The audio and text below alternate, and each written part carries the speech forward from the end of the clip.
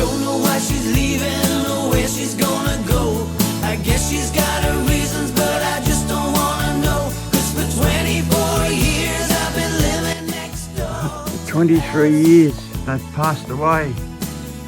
I'm going to bury them today. I bought these boots in Kiwi land in the year 2000 and they've seen better days. And they're not Cliff Young's boots, but I've worn them through.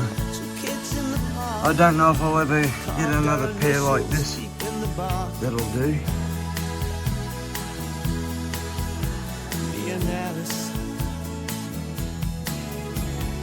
And here we go.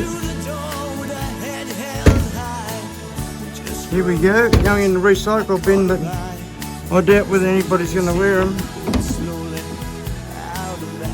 Goodbye old friends, you've done me well. The high country of New Zealand and the deserts of Oz, believe it or not.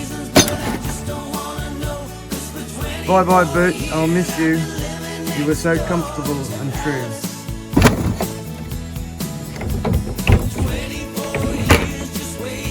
All the best for 2024.